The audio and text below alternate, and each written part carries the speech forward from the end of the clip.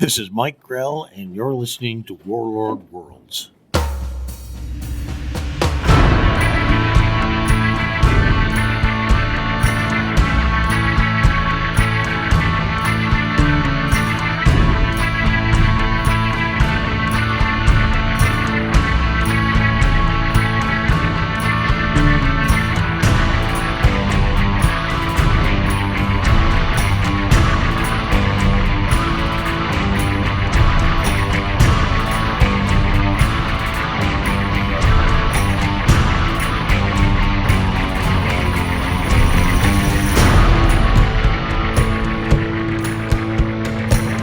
Welcome back, and thank you for listening to Warlord Worlds, a fan podcast devoted to the comic creations of writer and artist Mike Grell, including the Warlord, Jon Sable, and Green Arrow. I'm Ruth. And I'm Darren, and this is a fan podcast. We're not affiliated with Mike Grell, and the opinions expressed are just ours. We do this podcast simply because we enjoy reading and talking about the comics of Mike Grell. The number of issues covered in each episode varies based on story arcs. Today we're talking about The Warlord number 42 to 43 and Jon Sable Freelance number 31 to 32, along with a 4-part story from Green Arrow issues 35 through 38. If you enjoy the podcast, please check out MikeGrell.com. That's his official site where you'll find all of the latest news. Of course, the world has changed this year and there are a few conventions going on right now, but you can still get a great Mike Grell commission by contacting Scott Kress at catskillcomics.com. Just reach out to him and he can arrange that with Mike. Scott is a terrific gentleman and we've really enjoyed getting to know him over the years. Since our last episode, Mike Grell and Mark Ryan had a very successful Kickstarter for The Pilgrim. Jeff Messer, along with Mike and Mark and Stephen B. Scott, have been keeping fans updated on the progress of the book. It'll be very exciting to see that full story in print, and we'll share any news we hear on our social media accounts along the way. It's all very exciting, so be sure to follow The Pilgrim on Facebook as well as Masterstroke Studios' Mike Grell Universe page, and you can follow Mike on Twitter at GrellOfficial. And of course, the Mike Grell page on Facebook is a wonderful way to stay current on Mike Grell's projects. Longtime fans Gus Sabalios and Jeff Messer do a great job with that site. We enjoy giving shout-outs to our friends and sharing listener feedback, so please feel free to write to us anytime and join in on the conversations. We'd love to hear your thoughts about any of Mike Grell's titles. We'll provide our email address and other ways to reach us at the end of the episode. Warlord Worlds is part of the Rad Adventure Podcast Network. If you enjoy the show, please consider checking out our other podcasts that are available on Apple Podcasts, Stitcher, Google Podcasts, and YouTube. Xenozoic Xenophiles covers the post-apocalyptic adventure series Xenozoic Tales, featuring Cadillacs and dinosaurs by writer and artist Mark Schultz. And Trekker Talk is devoted to the adventures of 23rd century bounty hunter Mercy St. Clair from the pages of the sci-fi comic Trekker by writer and artist Ron Randall. Mike Grell, Mark Schultz, and Ron Randall are our favorite comic creators. Their stories are always filled with adventure and interesting characters, and their art is excellent. We hope you'll try out our other shows, and we'll be sure to include links to those podcasts in our show notes. But now it's time to talk about some great Mike Grell comics right after this promo for another podcast you might enjoy. The Fantastic Cast is your guide to the Fantastic Four from the beginning of the Marvel Age of Comics. Each week, Steve Lacey and Andy Leyland cover each issue, spin-off, guest appearance and cameo of Marvel's first family. And in 2019, we begin our journey through the Neon Decade, the 1980s. Join us as we cover all-time classic runs from John Byrne and Walt Simonson. She-Hulk and Sharon Ventura join the Fantastic Four. The Invisible Girl No More, here comes the Invisible Woman. Spin-off series including Marvel 2-in-1 and The Thing. Marvel's Secret Wars, The Trial of Reed Richards, and more. Find us at thefantasticast.com on iTunes and all other podcast services. The Fantasticast. Insert catchy tagline here. Wait, what? The Warlord, number 42, February 1981. War, written and illustrated by Mike Grell. Colors, Adrienne Roy.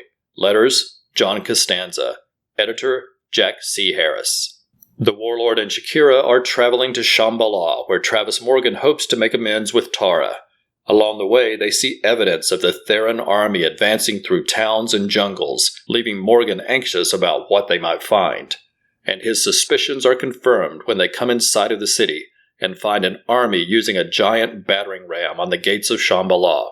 Shakira chooses to stay behind because this is Morgan's fight, but she gives him an Atlantean laser rifle that she's been carrying. The warlord takes his sword Hellfire from its sheath and mounts his horse and races forward, surprising the Theron army.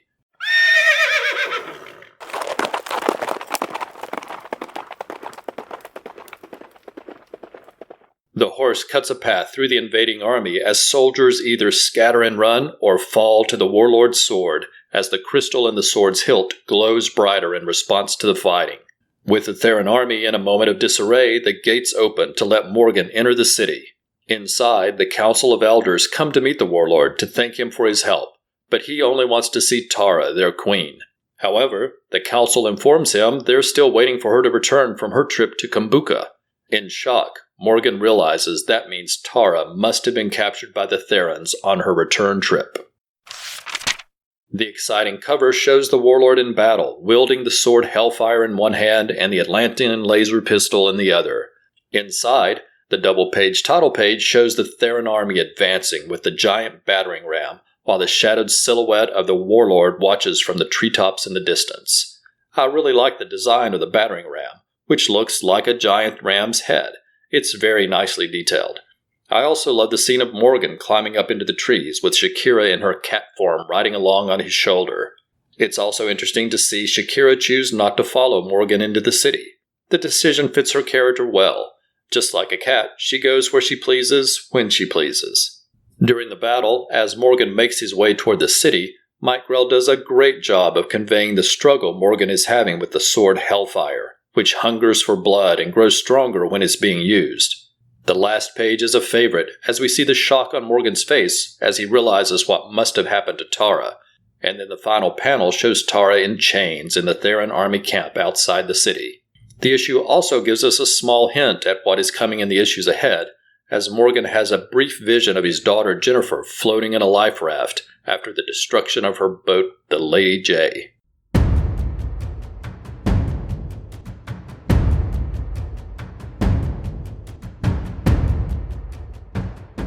The Warlord, number 43, March 1981, Berserk. Written and illustrated by Mike Grell. Inks, Bob Smith. Colors, Adrian Roy. Letters, Todd Klein. Editor, Jack C. Harris. This issue picks up in the Theron army camp. Tara has remained quiet after realizing her captors think she is a servant and don't know they're holding the Queen of Shambhala. She saw the warlord race through the army on his horse to get inside the city, and she knows she will have an opportunity to escape if she is patient. Inside the city, Morgan has also realized the Therons must not know they are holding the queen, or they would have shown her at the city wall and demanded the gates be opened. Morgan tells the Council of Elders he wants 500 men, but they must be volunteers who are willing to put their own lives on the line to save their queen. Morgan leads the volunteers to the flooded subterranean caverns that honeycomb the foundation of the city. He tells the soldiers that they must proceed without armor because it will weigh them down as they swim through the caverns. As the soldiers proceed through the caverns, Morgan rides out to face the Theron army. He offers a battle of single combat to determine the fate of the city. If he wins, the army must leave, but if he loses, then the city is theirs without further fighting. The Theron general chooses his champion, a giant with 4 arms who can wield 2 swords, a mace, and a shield all at the same time.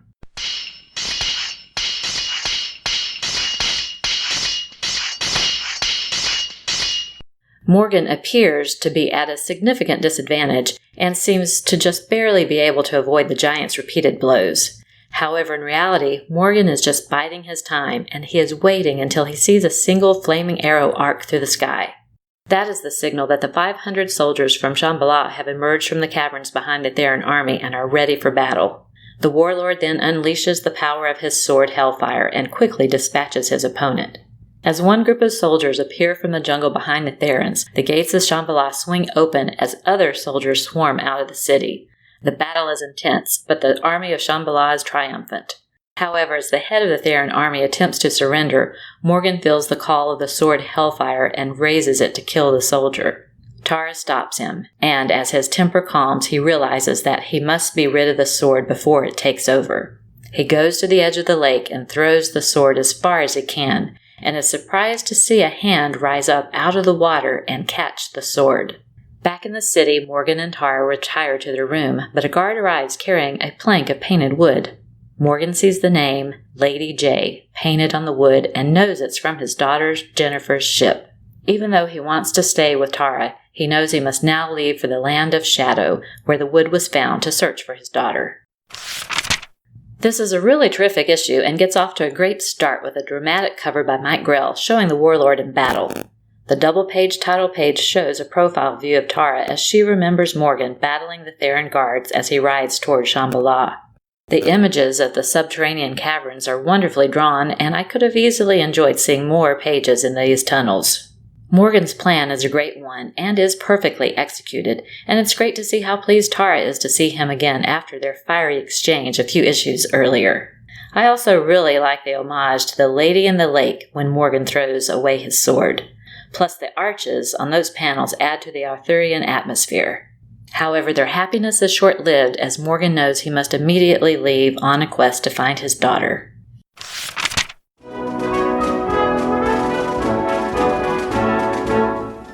Alexander Hamilton, Aaron Burr. If you're a history lover or a musical lover, you probably know about both Hamilton and Burr's rise to power in the early stages of American history and their infamous duel. But what if you didn't know the full story? What if one of them was a werewolf?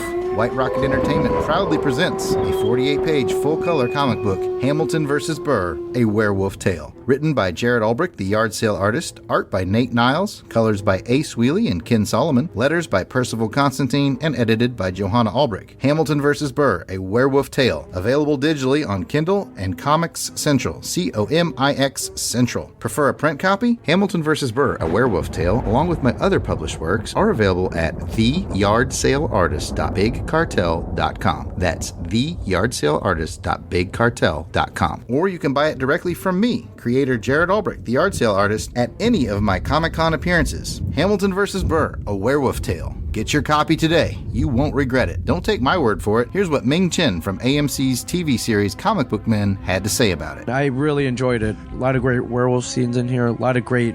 this is how I wish history would be told to kids. Books like Hamilton vs. Burr, A Werewolf Tale. That's Hamilton vs. Burr, A Werewolf Tale.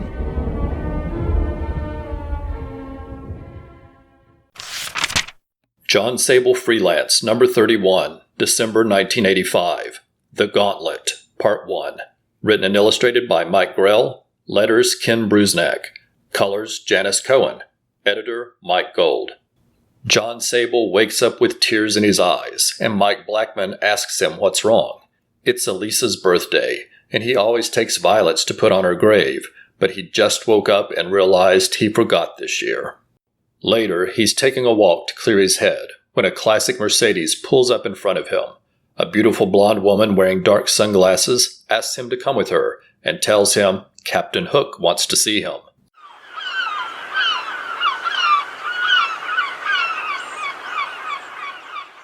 On board a sailboat docked in the harbor, John meets Captain Hook, who turns out to be his old friend Jerry Fetter. The two served together in Vietnam and owe each other their lives. Jerry lost his left hand and in turn picked up a nickname. Jerry wants John's help in getting into Nicaragua. He has a team lined up already, and they're working as freelance contractors for the CIA.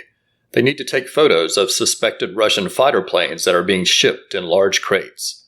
The U.S. government can't justify any action without the photographic evidence. Jerry assures Sable there will be no fighting. They aren't even taking guns. The team will go in as tourists and get the photos, but they need John because he's been to Nicaragua before.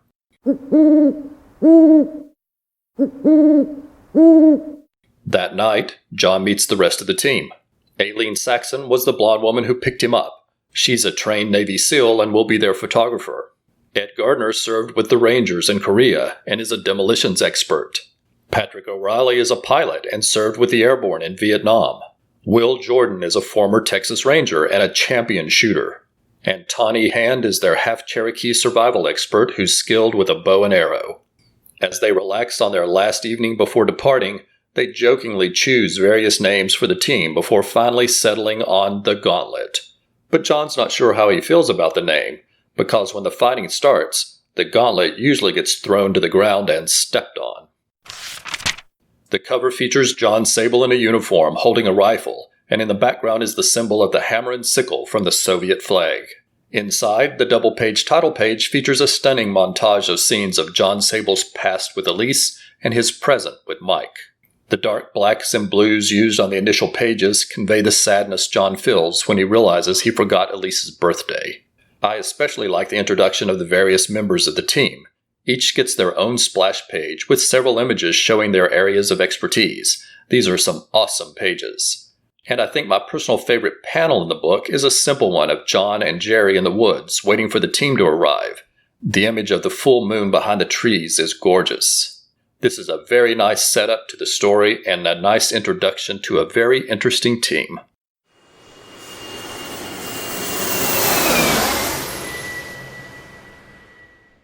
Jon Sable Freelance, number 32, January 1986, The Gauntlet, Part 2.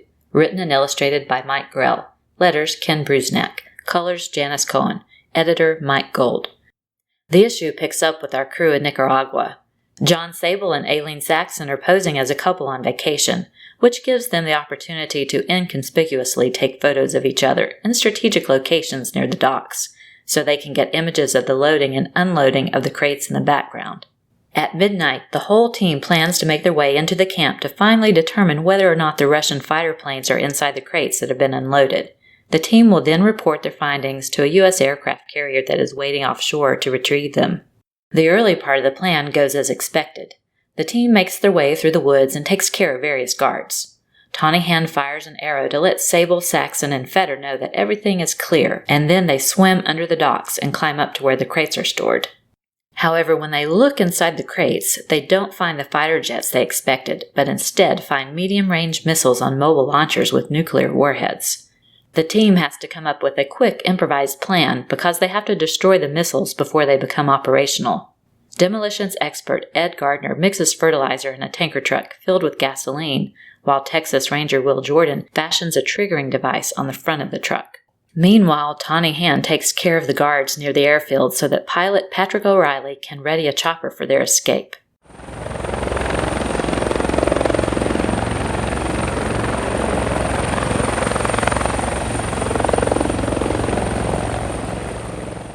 Garner sets the truck on a path toward the crate as the group makes their escape in the helicopter, but when the truck hits a rock, the stick holding down the gas pedal comes loose and the tanker rolls to a stop just before reaching the closest crate. However, the team doesn't realize what has happened until they are flying away and see the stalled truck and realize their plan has failed. Meanwhile, at the base, soldiers have realized someone is escaping with a helicopter. The soldiers at the base activate one of the mobile launchers to shoot down the chopper, but just as the launcher raises into position, it hits the detonator on the front of the stalled truck, and the tanker filled with the gasoline and fertilizer explodes, destroying all of the rocket launchers.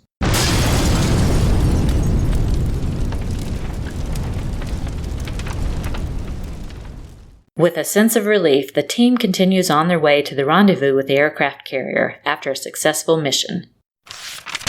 The cover features the team in uniforms running in front of an image that looks like the American flag, except that the red stripes are drawn to look like missiles. It's a striking image. I particularly like the pages with Jon Sable and Aileen Saxon pretending to be on vacation taking photos while making sure they get images of the docks in the background. The scenes of the team making their way through the woods are done very nicely with lots of shadows and light, and each team member is shown making a contribution. I also really like the pages where the team makes their way through the water to come up under the docks. The images do a great job of creating suspense. The impromptu plan is well described and visually clear, making it easy to understand what the team is doing. You really feel the same shock and disappointment as the team when the truck stalls before hitting the target. And the final surprise destruction and the image of the helicopter escaping with the explosion in the background is stunning. Justice League International, Bwahaha Podcast, a new monthly show chronicling the adventures of the JLI era by Keith Giffen and J.M. DeMatteis. We'll be going issue by issue in release order, tackling the core Justice League title, Justice League Europe, and the quarterly book. Along the way, we'll take time out for special episodes covering various spin-offs, cartoon appearances, the infamous TV pilot, and much more. So join me in an ever-changing roster of guest hosts as we celebrate your favorite JLI members, such as Martian Manhunter, Batman, Dr. Fate, Black Canary, Fire, Ice, Maxwell Lord, Oberon, Captain Marvel, Rocket Red, Captain Atom, Mr. Miracle, Guy Gardner, Booster Gold, Blue Beetle, Nort, and many, many more. Justice League International, Bwahaha Podcast, part of the Fire and Water Podcast Network. Want to make something of it? Green Arrow, number 35, August 1990. The Black Arrow Saga, Part 1. Writer, Mike Grell. Pencils, Mark Jones. Inks, Bill Ray. Letters, John Costanza. Colors, Julia Lacquement. Associate Editor, Katie Main. Editor, Mike Gold. Our story picks up with the FBI breaking down the door to Oliver's and Dinah's home. Oliver is taken in for questioning by agents of the FBI, CIA, and DEA, who claim that Eddie Fires was not working for them in Panama, where Oliver joined him in what he thought was a DEA operation to dismantle a drug smuggling ring. They have photos of Oliver near the U.S. naval ship that was blown up in the Panama Canal 2 days earlier. They tell him they believe he was the one who planted the explosives that destroyed the ship, and Oliver remembers the tracking device that Eddie Fires gave him to attach to the metal plates that were then attached to the ship. Oliver now suspects the so-called tracking device might have been a detonator instead. Oliver knows his only hope is to track down Eddie Fires, but he's charged with terrorism and denied bail. Knowing his reputation, the FBI decides to transfer Oliver to a secure military lockup at Fort Lewis. Eddie Fires is hiding in a wooded area as the transport car drives by late at night. Eddie fires a rifle at the car's tires, causing it to swerve and crash.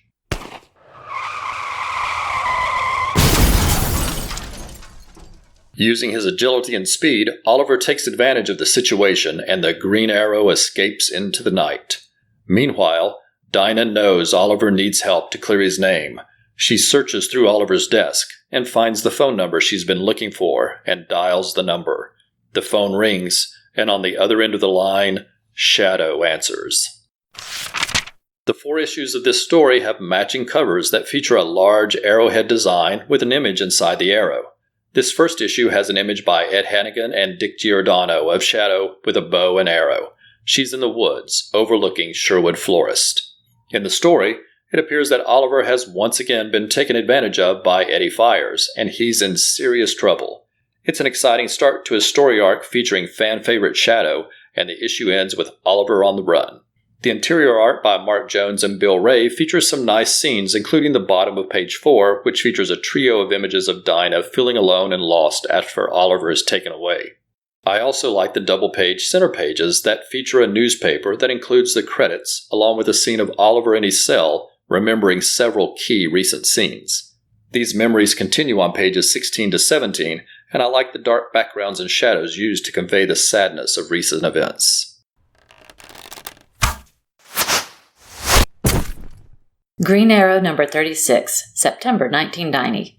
The Black Arrow Saga, Part 2. Writer, Mike Grell. Pencils, Mark Jones. Inks, Bill Ray. Letters, John Costanza. Colors, Julia Lacquement. Associate Editor, Katie Main. Editor, Mike Gold. Our story starts with Marion, a young blonde woman who lives on the streets in Seattle. We see her steal small things, but only from those who can afford it or those who deserve it, because of how they treat others. However, she always smiles and is always polite, and most of the people she interacts with are friendly and helpful to her, including a kind grocer who sells outdated fruit and vegetables to her at a discount, and Tommy, who works at a local Italian restaurant and brings leftovers to her in the alley behind the restaurant. Not everyone is friendly, though, and Manzetti and his gang try to give her a hard time, but she tells them off and makes a quick escape.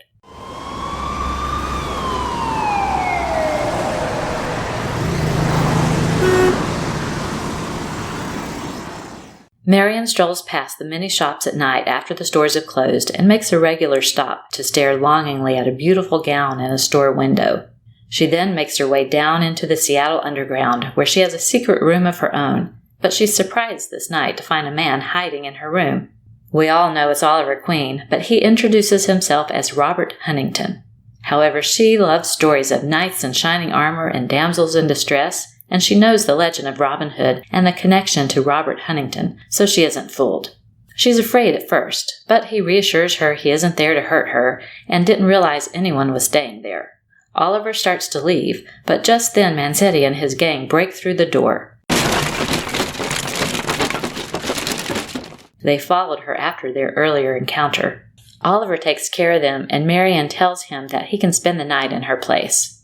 The next morning she finds Oliver reading the book she's been writing, and she's momentarily upset, but he tells her it's good. Much better, he says, than most of the books he sees that she's collected. He asks her to do him a favor, and later we see her sneak into Sherwood Florist and retrieve his bow and arrow and a duffel bag he has hidden. When she returns, he gives her some money from the duffel bag. He tells her to get an apartment and to use it for school tuition, and he tells her to go to Sherwood Florist to see about getting a job, because she'll have to work if she really wants to escape her current life.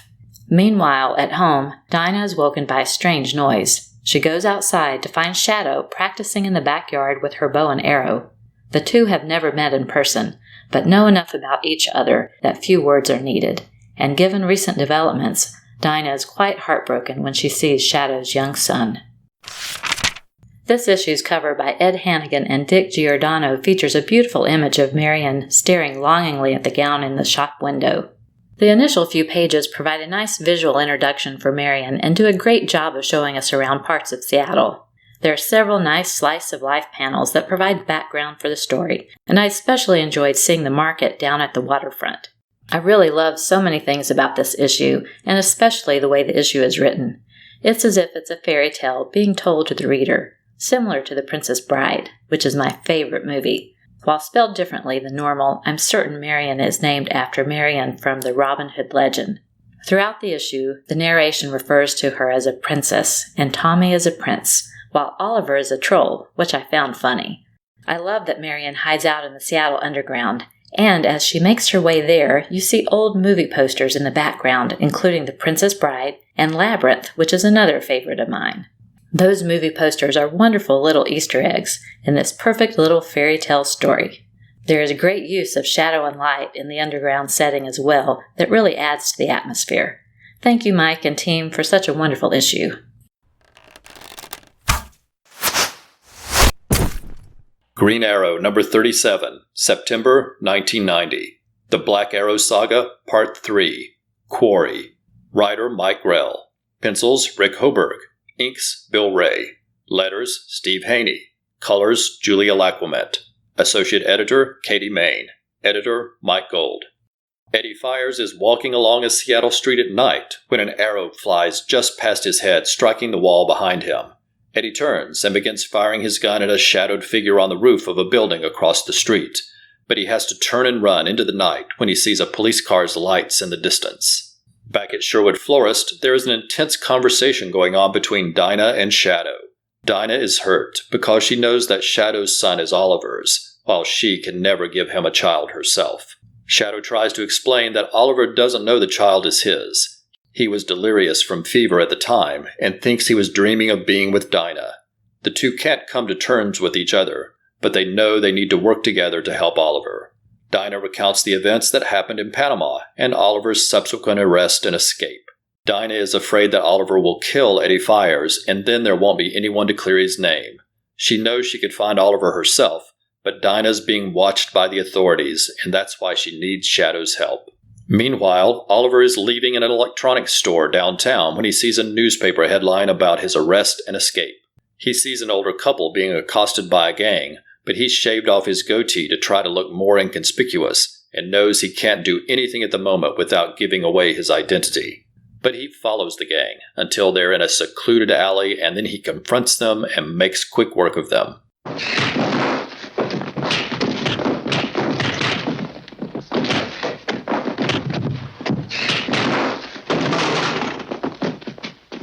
Meanwhile, Dinah drives out in the Sherwood Florist delivery van, and the feds begin to follow her. They know she's unlikely to be making a delivery that late at night, and suspect she's going to meet Oliver. Just as Dinah makes a sharp turn, Shadow leaps from the back of the van and rolls into an alley out of sight just before the trailing car makes the turn. She's now free to begin tracking Oliver as Dinah leads the feds away. Meanwhile, Oliver is returning to his hideout in the underground, but as he walks into the room, he finds Eddie Fires waiting with a gun pointed at him. The cover by Ed Hannigan and Dick Giordano features an image of Oliver confronting a gang. It's similar to the sequence in the book, but doesn't quite fit the story since Oliver still has his goatee on the cover to make it easy to see it's the Green Arrow. The conversation between Dinah and Shadow is difficult, but necessary for the story to advance, and it's handled well, and it's good to see the two of them set aside their differences to work together to help Oliver. The scenes of Oliver walking through the city at night are done very well. The art conveys how much it bothers him to see his picture on the cover of every newspaper and to see how he reacts to the headlines. It's also a real struggle for him to ignore the elderly couple being accosted, and it's gratifying when he confronts the gang later in the story.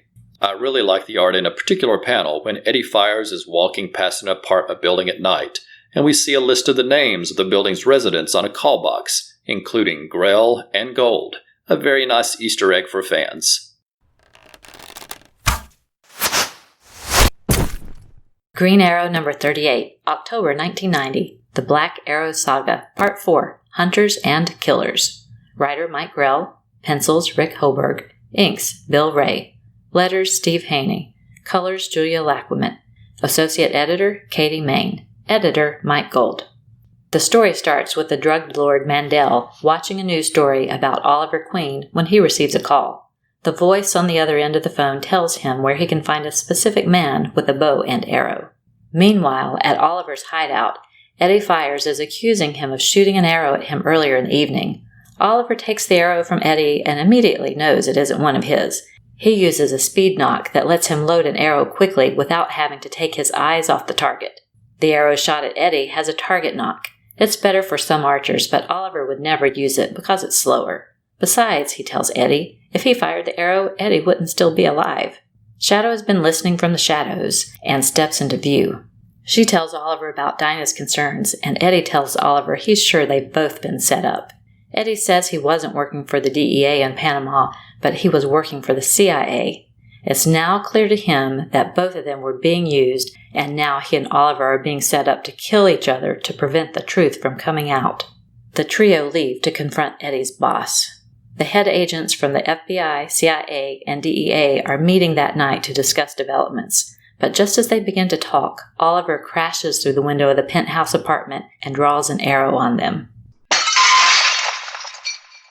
As they sit on a couch with their hands behind their heads, Oliver keeps his back to the broken window and begins to tell them the story of what really happened in Panama. The real story is that the U.S. government was looking for a way to increase their military presence in the area because of concerns over the control of the Panama Canal. It was decided that an explosion in a U.S. military ship would be just the excuse they needed to increase troop levels. They knew they could use someone like Oliver, a champion of lost causes who could be manipulated into going after what he thought was a drug smuggling operation. And now that the mission has achieved the intended goals, the CIA needs to silence both Oliver and Eddie. The head of the DEA is genuinely upset at hearing the story and realizing his agency was being used as well. He assures Oliver he knew nothing about it. Just then, a shot is fired from a neighboring building, striking Oliver in the back, and he falls to the ground. Thinking Oliver has been killed as he arranged, the CIA agent is noticeably relieved and says the plan can now proceed. This clear admission of what had been done further angers the DEA agent, but then Oliver slowly gets up from the floor. He was wearing a bulletproof vest loaned to him by Eddie Fires, and he now has all that he needs recorded on tape, which he delivers to the local television news team to clear both him and Eddie. Later at the docks, Eddie has a gift for Oliver. It's Mandel, the drug lord that Oliver was tracking. Oliver draws an arrow, but he isn't a killer, and he puts down the arrow so Mandel can be turned over for trial. Eddie looks at him and says, "You're not a cold-blooded killer, but I am," and he shoots Mandel, bringing the story to an end. The cover by Ed Hannigan and Dick Giordano shows a dead man in an alley. There's an arrow in his back and the shadow of a hooded figure in the background. The sequence of Oliver and Eddie at the beginning is handled nicely, and Shadow looks powerful when she appears on the title page. The use of shadows and light in the underground scenes is well done and creates a great setting for the action and helps convey the danger of the situation. The story does a nice job of pulling together the various elements of the story from this four-parter, as well as the remaining threads left over from the previous story. The final images on the last page are handled well and show the bittersweet nature of the impact of the story. Shadow hugs her son with a huge smile on her face, while Oliver and Dinah stare at each other, feeling weighed down by all of the recent challenges in their lives. And we are all left hoping for some happiness to come back into their lives.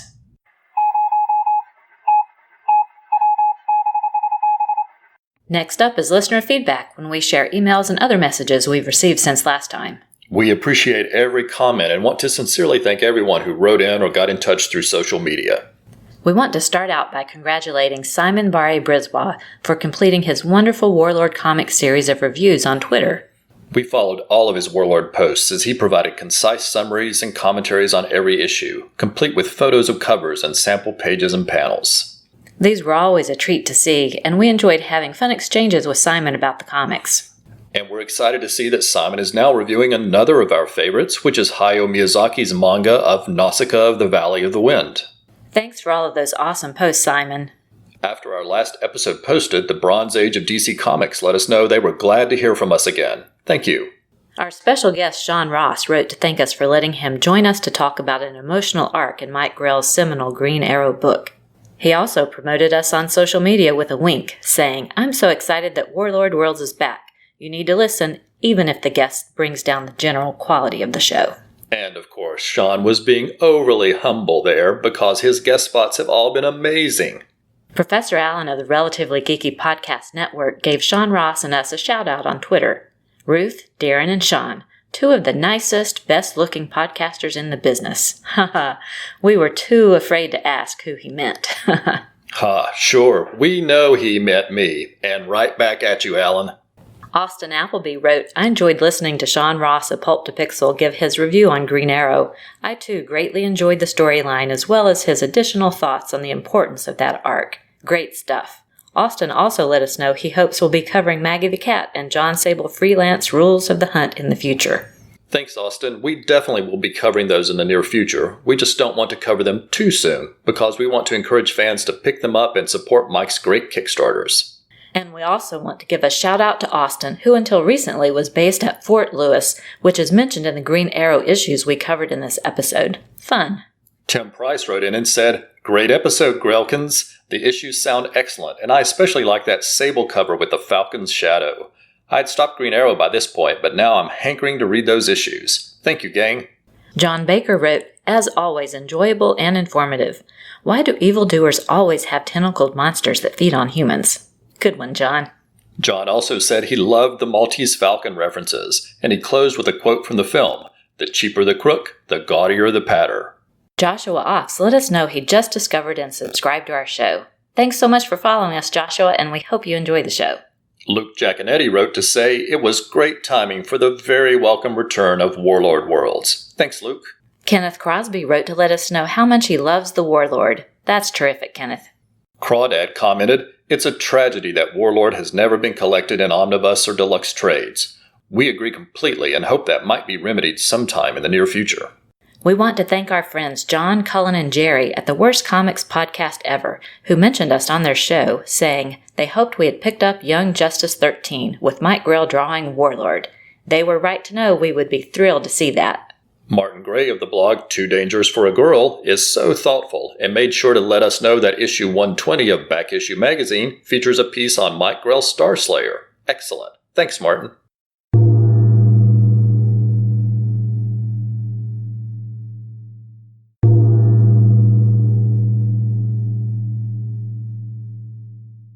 In closing, we were very sad to hear of the passing of Denny O'Neil. We're very sorry for the loss and want to share our condolences with his family and friends. We truly admired his work and knew that Mike Grell held him in high regards. Mike Grell wrote a wonderful tribute on his website at mikegrell.com, and we want to share a few excerpts from that post.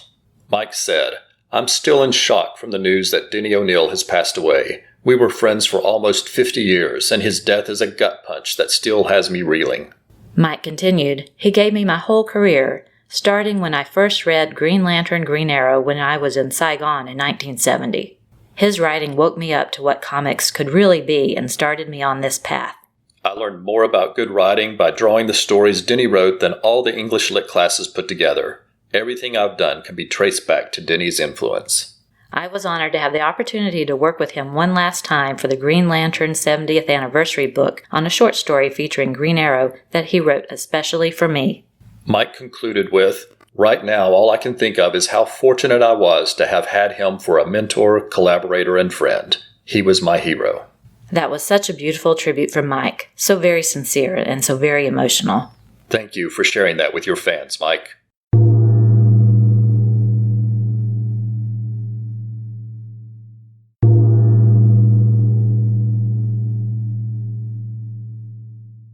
Next, we want to extend our thanks to everyone who supported us on social media. These are people who promoted our last episode and shared comments.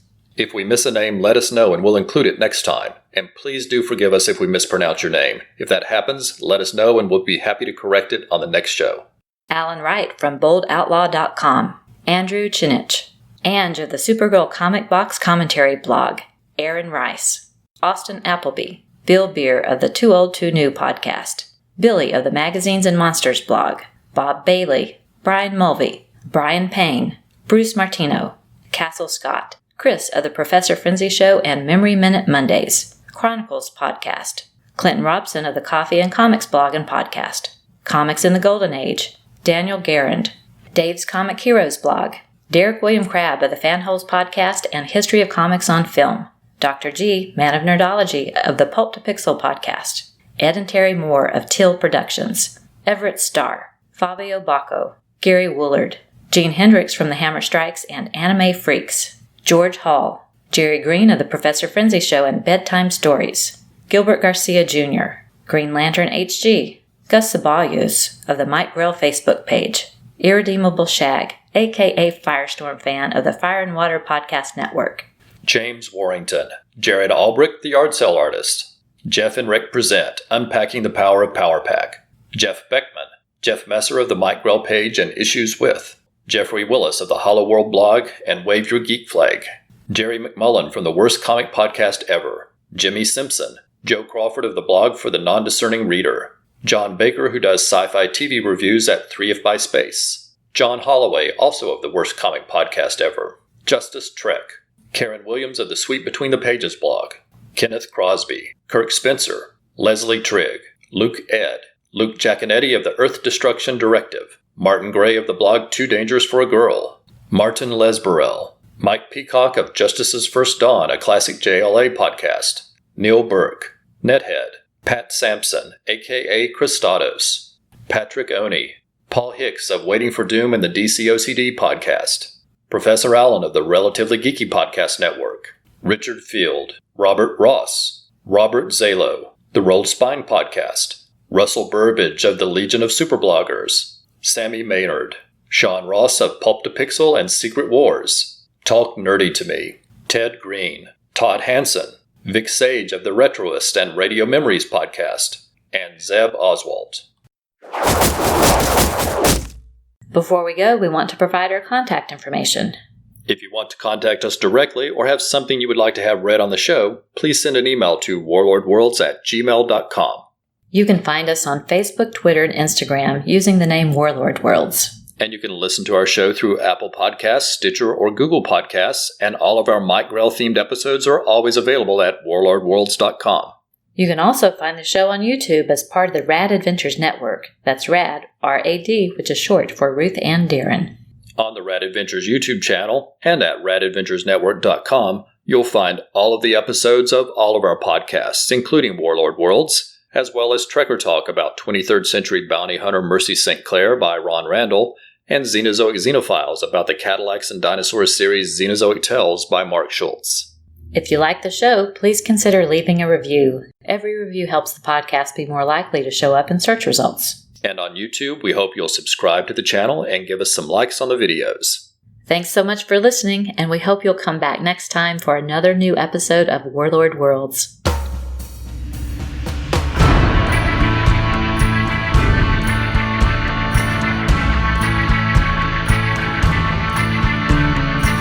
Warlord Worlds is a proud member of the Comics Podcast Network. For more information, visit comicspodcast.com. We are not affiliated with DC Comics or Mike Grell. The views expressed on the show are solely ours. Music is taken from the album royalty-free instrumental music for movies and websites. We make no money from this podcast and no copyright infringement is intended.